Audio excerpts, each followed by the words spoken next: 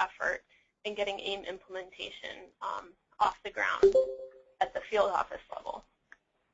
So with that, getting started in Dima, today we're going, assuming that my PowerPoint works, there we go. Today we're just going to go over an introduction to Dima, talk about what it is, some of the genesis of Dima, and then we'll provide an overview of how to download the database, start working with the database as you prepare for field data collection. Just as a preparation for this call, I'm going to ask that everyone mute their phones, and then we'll have time for questions at the end. So DIMA, it stands for the Database for Inventory Monitoring and Assessment.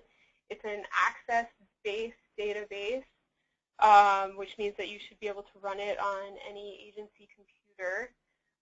It's a data collection and storage tool for terrestrial monitoring data. So many of the common and core monitoring methods there are forms built into the database so that you can collect the data and then summarize the data at the end of the season.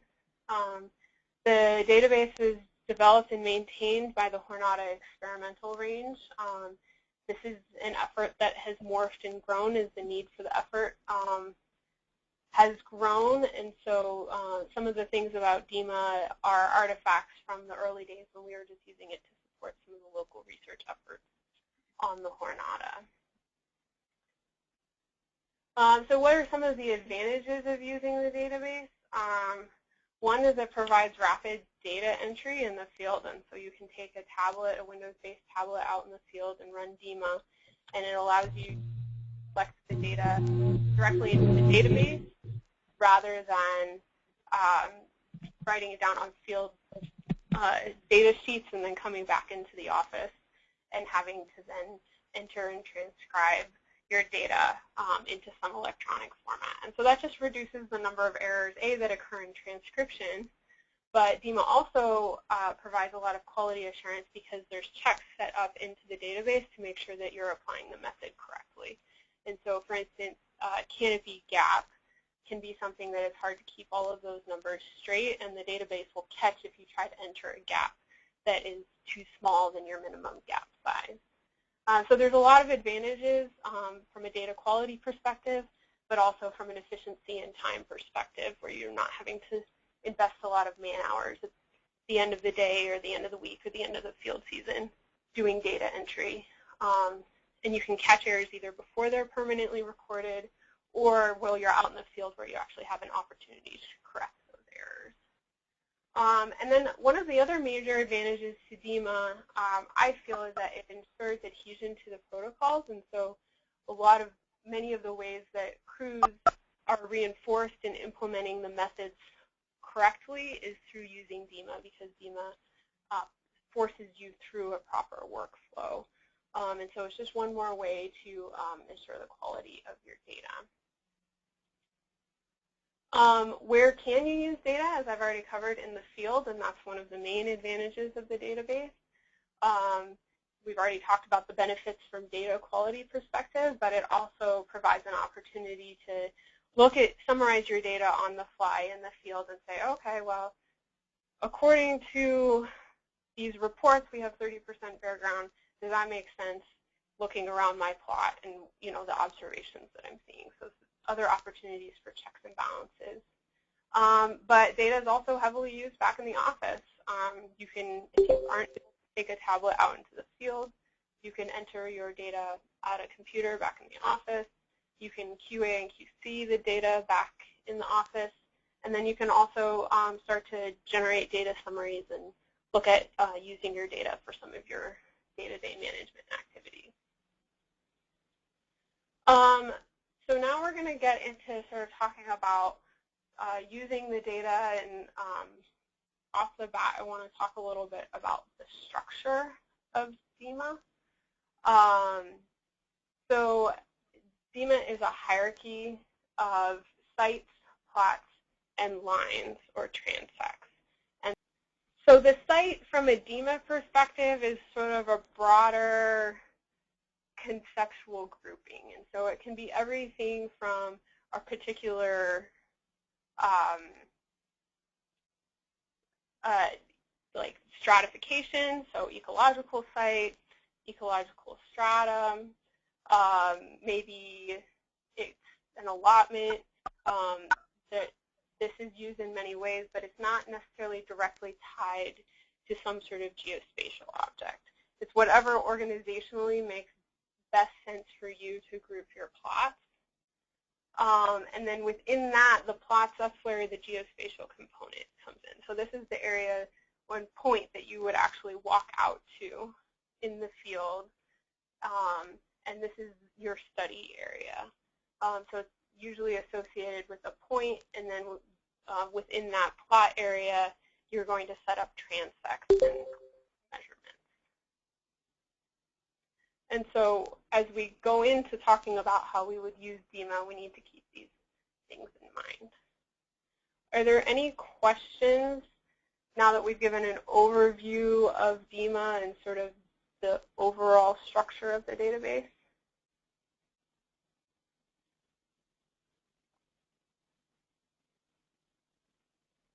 Okay.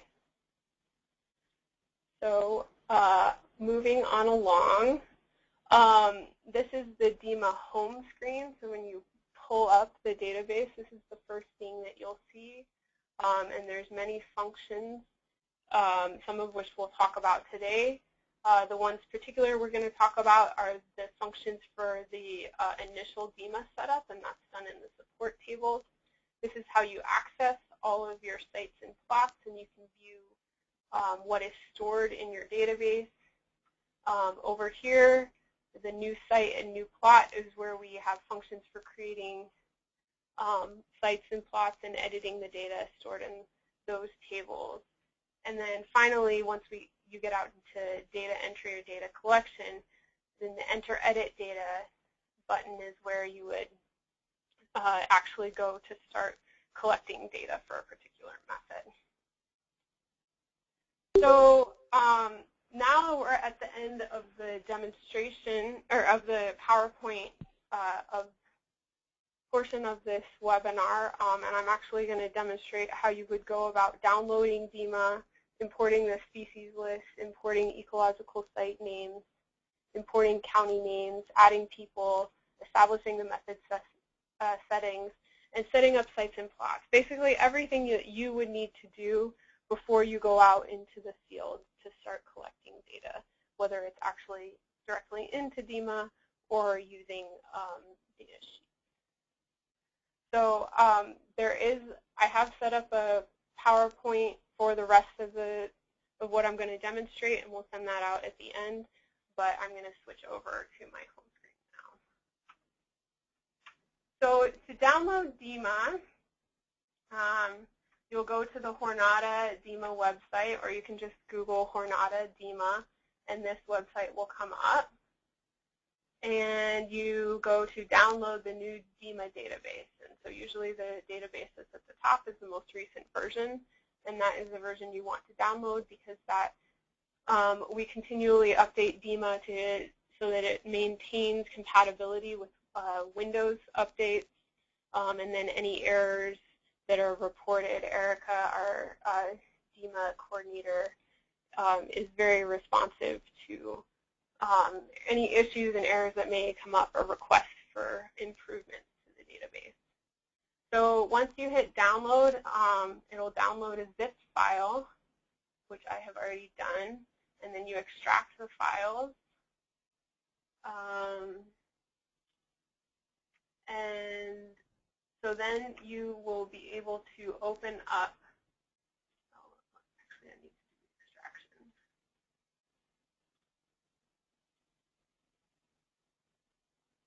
Anyway, so then you'll open up Dima. And so usually you'll open something up, it'll be blank. I've put in a couple practice sites and plots, and we'll go through that. Dima will prompt you for a password. The default is set to 9999, that's 4 nines. And for most projects, that is what we keep. as the password, sort of universally accepted password. And so if you're going to send us a database to look at or be sharing your database with other people, unless you have a really specific reason to change the password, we tend to ask that you just keep that default password. And so when we get into Dima, usually there's not going to be much set up, and there's some basic tables you're going to have to add in order to maximize the functionality. So we're going to go to the support tables field. And so this is where we can sort of add some of this basic background information that a field crew might need to have out with them in the field. And so it's something like the states and counties, who's actually out there, a species list, ecological site names and definitions, and if you're doing rangeland health, there's some other settings that you can tinker with here. So the first thing I'm going to talk about is how to update your species list, because since most methods require on being able to pull over species. The default setting for Dima is to operate with the plant species codes. And so, but if you have some other species naming system that works well for you, there's some functionality built in to allow you to adapt Dima. But Dima works best if you're using the plants.gov code definition. So as you can see here, there's no species in the master species list. And so we go to mass import of species. And there's 3 different ways that you can add data to, or species data to Dima. The first, which I'll demonstrate, is how to download a list from plants.usda.gov. You also have an option to bring it over from a previous existing Dima database. So if you had collected data last year and you just wanted to bring over the species that served as the foundation for last year's data collection, that's an option.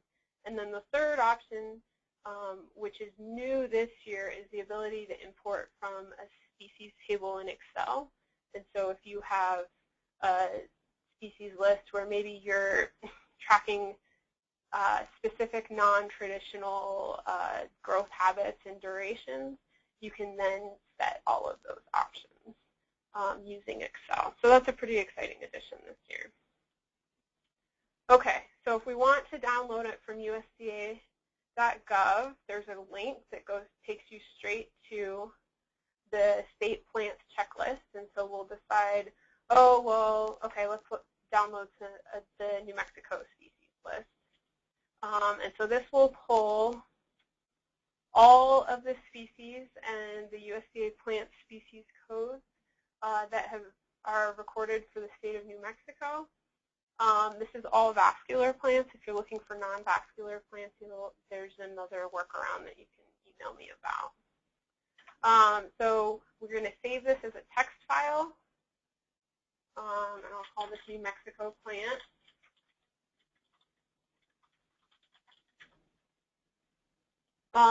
And then I'm going to go back into Dima and browse to where I stored that text file.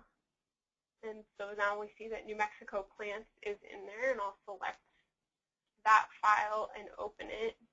And then we can look at our import options.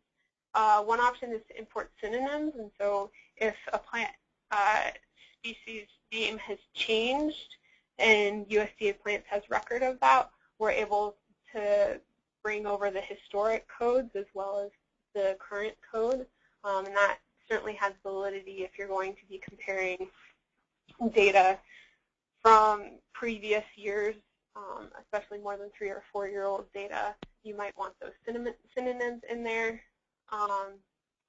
And then you can choose to import the entire file or just a test. And since this is a demonstration, I'm just going to bring over 50 plants. So we hit validate and import, say OK, and it's done.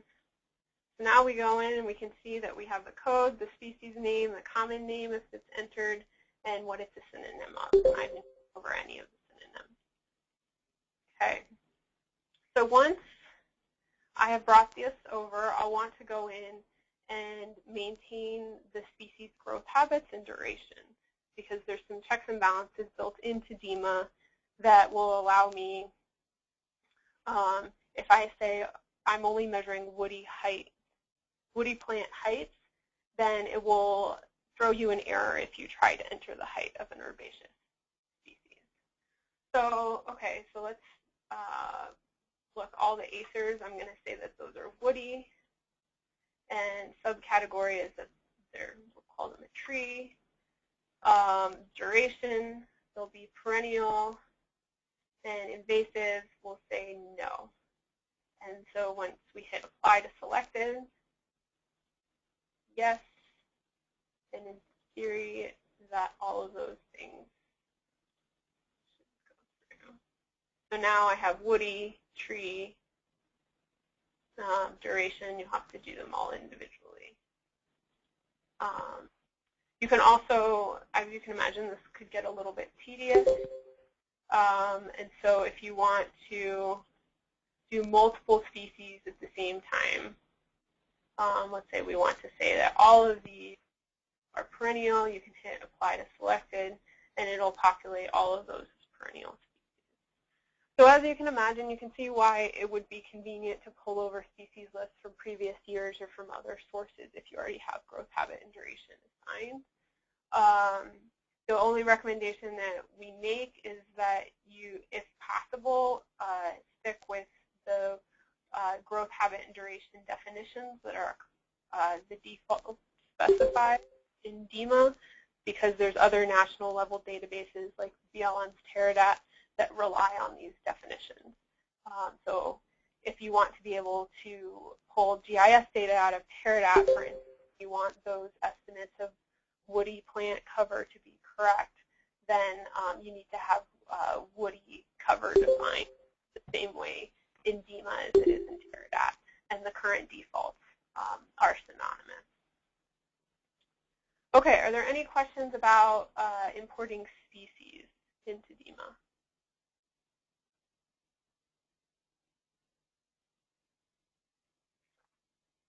All right.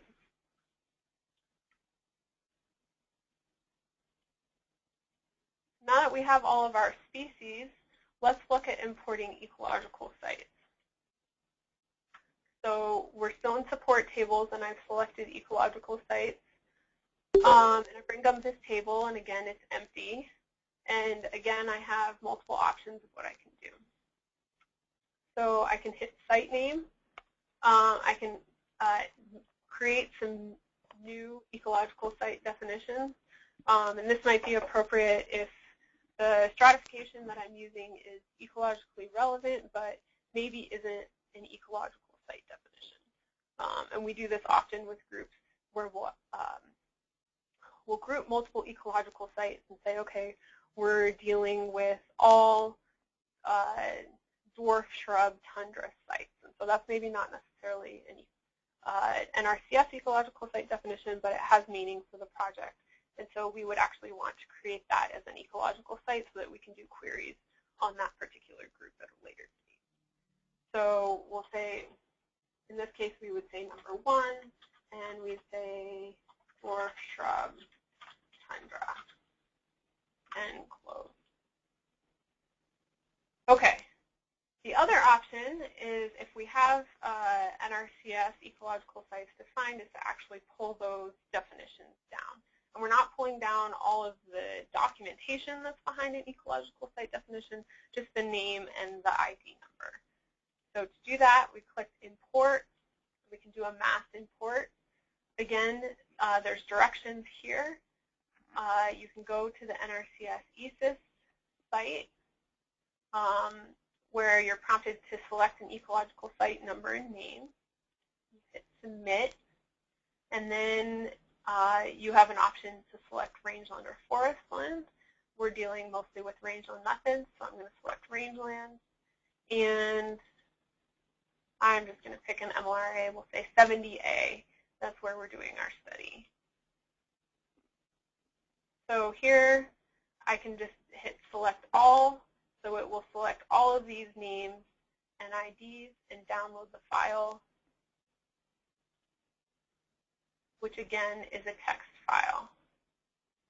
So now when I go back to Dima, I'll browse for that text file and pull it. And again, I'm just going to pull 50 and hit validate. It'll double check, say OK. And so in this case, I just pulled 1 down. All right. And again, there really isn't any information. You can come in and monkey with some of the rangeland health settings, although we really don't recommend that.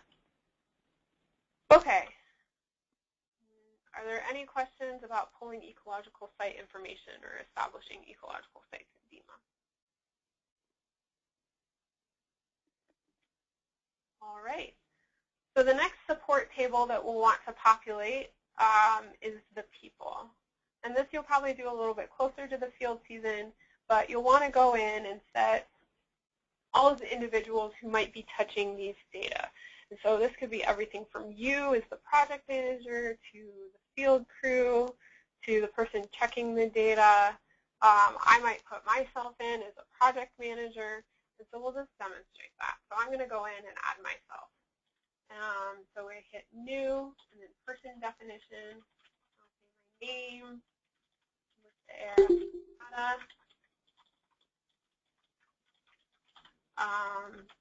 Maybe I'll put my phone number in there so people can contact me if they have questions.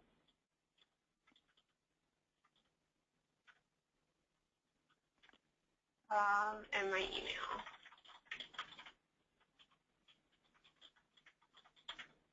And now I'm going to select all of the roles I think I might have when I interact with these data. And so let's say I'm going to be in a recorder observer.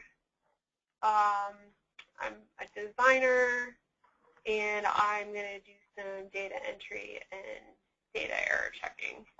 And so now, when I go in to enter data, I'm one of the people who is allowed to be one of those individuals entering data, and likewise for data error and checking. And so there's, again, some checks and balances in Dima where only if you've been assigned that role for some of these tasks are you actually able to perform that task. It's less restrictive for the land manager, designer, field crew leader, but these are just good pieces of information to track, especially later on if you're like, I don't quite understand these data and I'd really like to talk to somebody who does, then you know who the appropriate person to contact is. Okay, and so then I might go in and let's say I'll add Nelson as a crew member. And I'll let him do some data entry and data tracking as well. Okay, so you'll want to go in and do that for all of the individuals who will be touching the data. I really recommend doing a lot of this work in the office where you have a keyboard and the data are much more likely. These types of information is much easier to enter at a desktop than with a tablet and a stylus.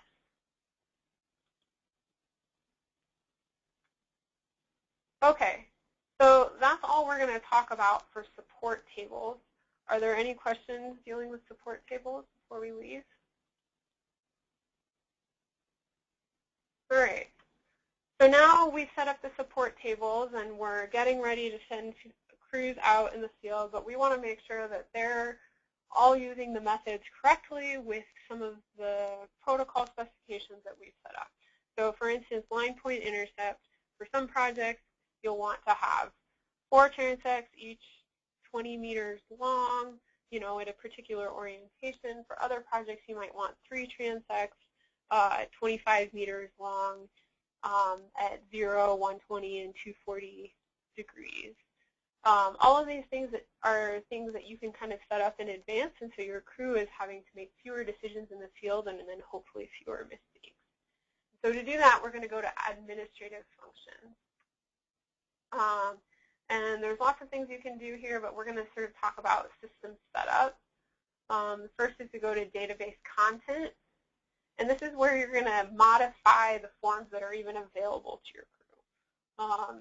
So this is, again, to prevent error. You can see there's gap intercept and canopy gap with species.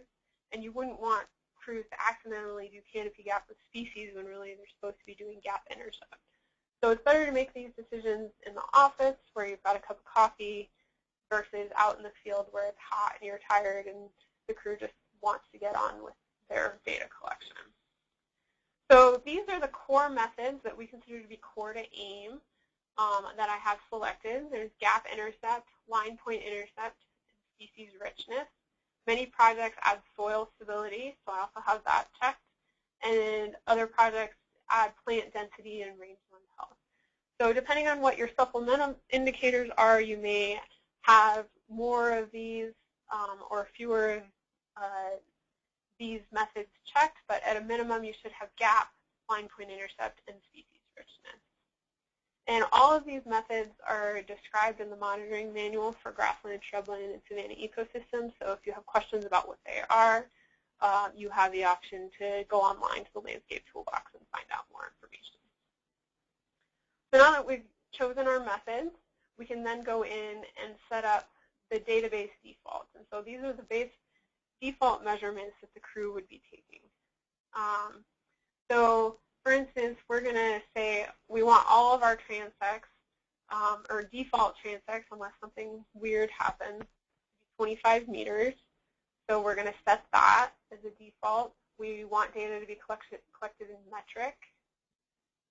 We want the starting position to be at a half meter, so half meter down the transect is where data collection will initiate. For line point intercepts, they're going to collect, do a pin drop every 50 centimeters, and so the database will prompt you to collect data at each 50 centimeter increment along a transect. If we're collecting height, the settings for height are ad hoc, so that means you're going to collect it not at every single point, but traditionally for BLM AIM, we do every 5 points. And then we're also collecting herbaceous and woody height. And so this will cue the form to be set up so that we can enter this information. We want to say show checkbox, and the checkbox definition is standing dead. So this allows us to know, okay, this is not only just a sagebrush hit, but it's a dead sagebrush hit. And so we can distinguish between live and dead plant cover in our reporting. And then there's some other line point intercept code choices that you can make, and typically we leave this checkbox on. So if you hit apply changes, this will now apply for every new form that you create in the future for Dima. And I have screen captures of these AIM defaults that we recommend, and these are included in the PowerPoint that I'll send out after this call. So similarly for gap intercept, we're going to go in, and we don't want both canopy and basal to be recorded. We wouldn't, and so that would be a mistake if a field crew decided to do both. So we're just going to say we only want canopy, and our minimum gap size is 20 centimeters. If you have questions about what things you can and cannot change for AIM, I would point you to TechNote 440. There's a table in there that says which things will actually affect the estimates and which other elements are precision. Most of these options that you have in setting here are precision issues, and not necessarily that it will hurt the methods, but it just makes you more efficient. Plant density, you can set your classes. You can set the number of quadrats. Soil stability, we usually leave it as a surface only. And if you're running the method in the database, there's prompting every 15 seconds to dip your sample, if that's what you're interested in. And then species richness, this is the one where you really need to pay attention to what the default AIM settings are because they're not quite intuitive.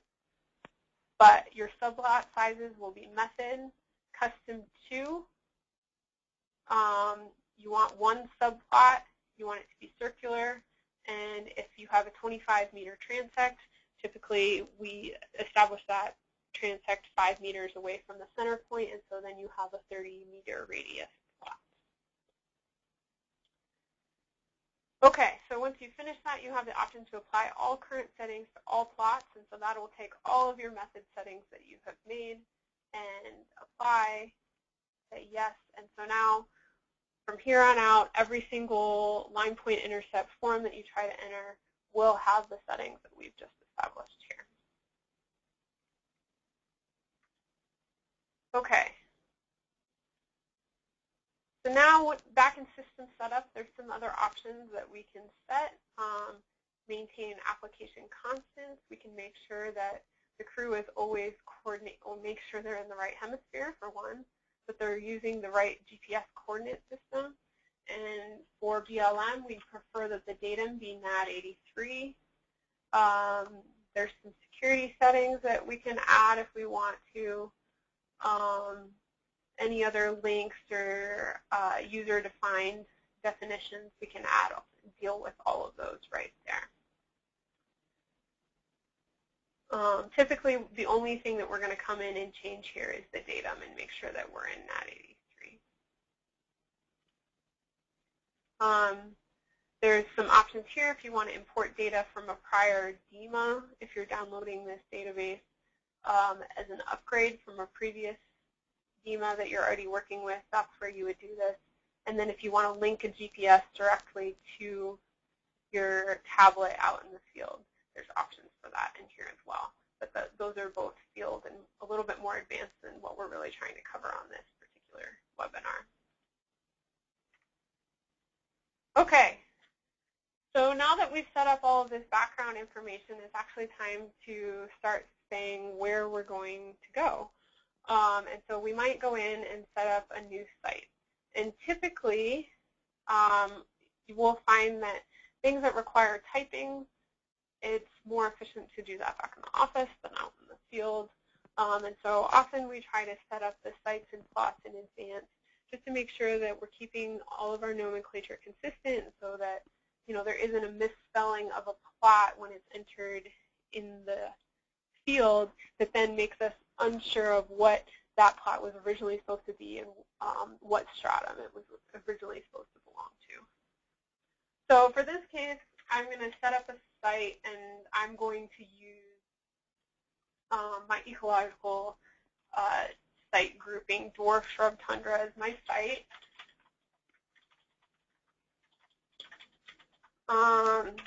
Site name, we're co-opting for a project name.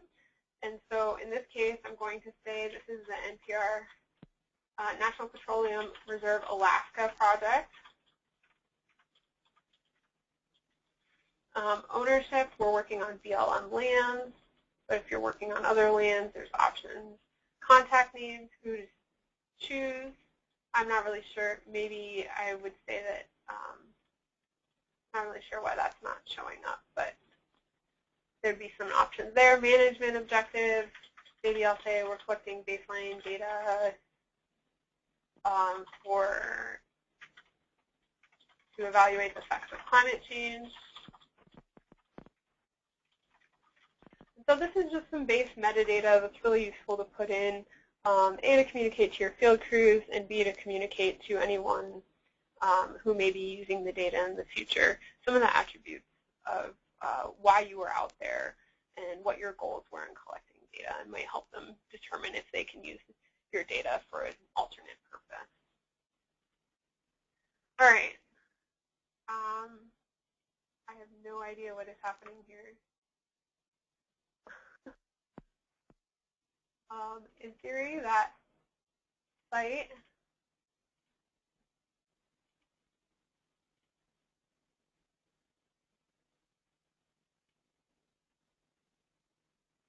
that should have been a site that I set up, and I'm not really sure what is going on. All right, so let's say we've set up our site, it's an allotment or stratum, and now we want to set up a new plot. So I hit new plot, and then it's going to ask how many transects do we want to establish as our base. Now, if you say 3, which is the default, you can always add more or delete some at a later date. So this just helps Dima move along. To come in here, the only field that is required is the plot ID. And the plot ID is something that is critical, that it is the same as the plot ID that comes from your sample design file. So if you did sample design and assigned plot names in GIS before you came over to Dima, it's really important that the point that is intended to be dwarf shrub tundra 01 in your GIS file, so the point from the sample design is the same intended point as dwarf shrub tundra 01 here. This allows us to track what happens to points once you get into the field. So once we're here, again, there's some pre-work we can do to make life easier once we get out in the field. We can say that we're in a particular state, in a particular county, if we have those tables populated. We can say that we want to be in dwarf shrub tundra. The rest of this information we probably don't want to fill out because it might change once the field crew actually gets out to the plot. GPS lines, again, we would prefer that the actual coordinates be recorded here, not the intended coordinates. So we'll want to record this from a GPS unit once we're in the field. But as you can see, Dima went ahead and sent up 3 transects or lines that the crew can then populate information. And so this is some of the other base information that's tracked using Dima about a plot. So we can add soils information, any disturbances or management history, species list. If we know that certain species are associated with a particular ecological site that we're anticipating being in, it might be worth your while to start to populate the anticipated species list. But in my experience, that's usually something the field crew likes to manage rather than managing from the office. Any plot history, if there's some information that you want to add about that particular plot, maybe some of the known disturbances that have occurred on the plot, like fire or the treatment. Any other notes, you can add it here, and the field crews can always supplement at a later date. Okay, so now I've covered basically everything that you would do to get started before you actually go out and collect data in Dima.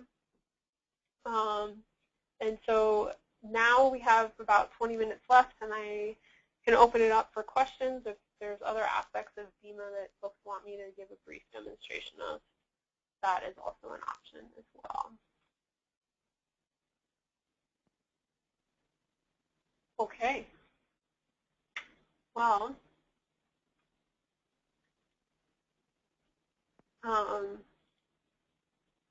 if you have any other additional questions, the Dima website, there's some other resources that you can access there, including previous versions of Dima. If for some reason you need to look at those. Dima tutorials are available at the Landscape Toolbox. And so if you want, when you get to the point of actually sitting down and working with your Dima, there are some PDFs available for you that step you through many of the topics that I've been covered today, as well as additional topics like how to actually go out and collect data using Dima, and some of the reporting functions that are available in Dima. And then there's also other monitoring information available to you on the Landscape Toolbox. And if you have any questions, feel free to contact me, particularly if you have an AIM Dima question. I'm the go-to person, and Erica Courtright is also available and very responsive to questions and inquiries. Okay, are there any other topics related to Dima that folks would like to have demonstrated in the remaining 20 minutes? Okay, if not, I hope this has been a helpful webinar, and I look forward to interacting with many of you as your field season continues. So don't hesitate to contact me if there's any other information that I can provide.